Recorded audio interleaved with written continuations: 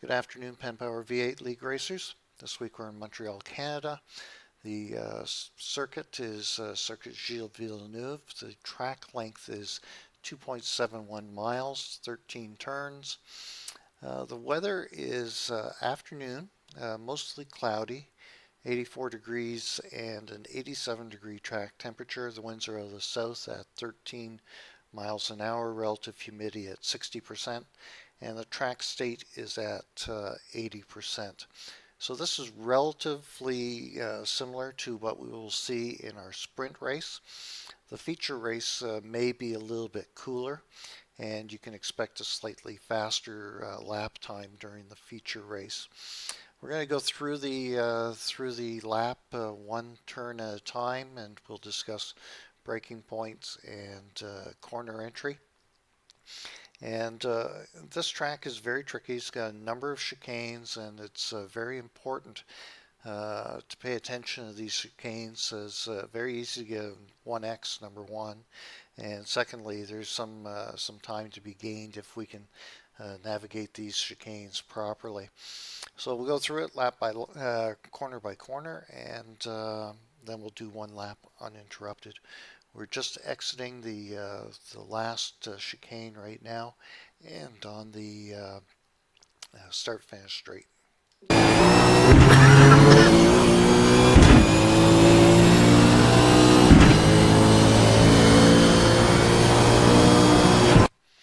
So we're just starting to brake here on the entry to turn one.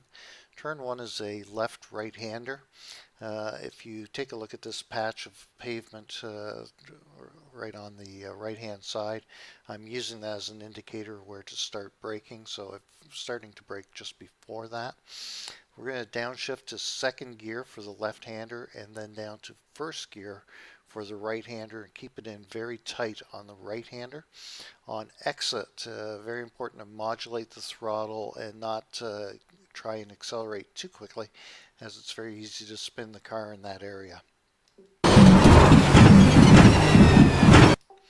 Be careful here. This is very easy to get a 1x on entry, so you just want to be mindful of that. And very tight here. So as I said, we're going to be first gear, very tight, easy on throttle input on exit, as it's very easy to loop the car around.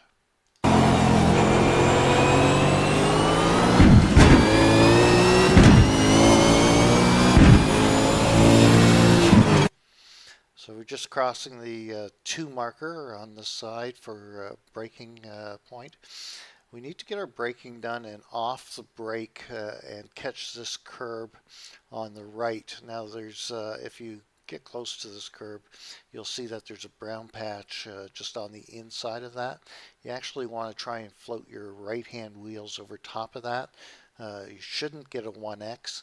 And then be very careful on the left-hander, the chicane, as if you hit it too hard, it can put you into the wall on the right-hand side.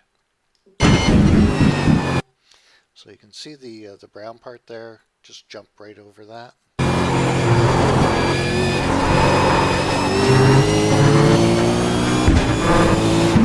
Now we're going to be in real tight to this concrete wall and all the way around it. Just modulate the throttle, but keep it in very tight here.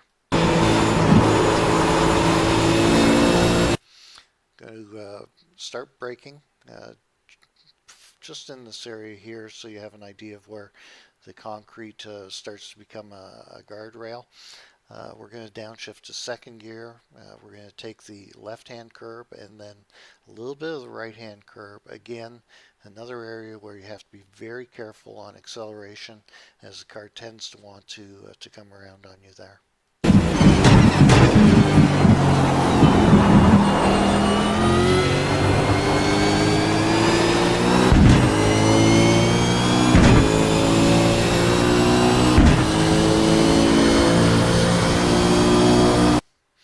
So we're starting to brake here well in front of the 3 marker, well in front of the bridge. I find that people tend to brake too late in this area, and that really messes up the entry to the chicane. So this chicane is a right-left-hander, and there is a trick to gaining a little bit of speed by taking the first chicane very liberally, and we'll see that in a second, and then trying to avoid as much of the left chicane as possible.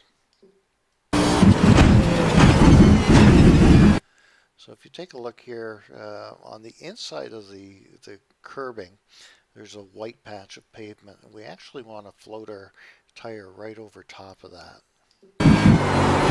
Right there. So it looks like you're almost into the grass, but realistically your tires are right in this line here.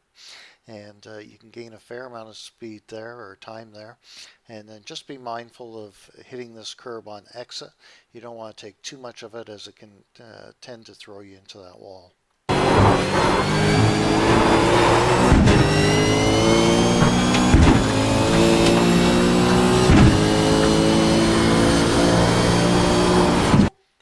Very heavy braking going into the hairpin. We're at the 3 marker back here. We're going to downshift to second gear and actually go to first gear mid-corner here. Be careful not to downshift too quickly, as it can really upset the back end of the car.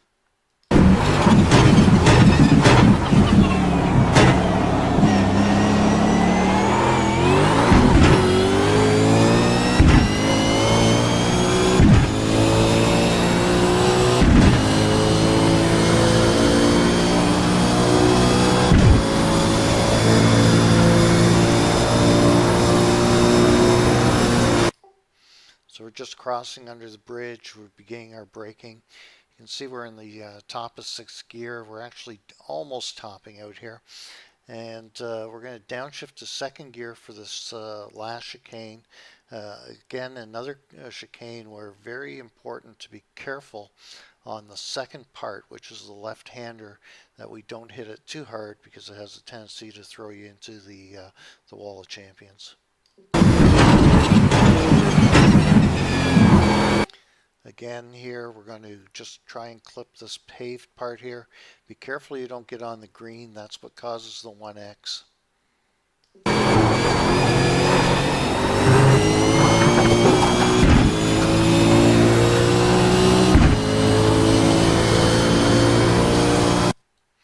And there you have a lap at 1:36.448.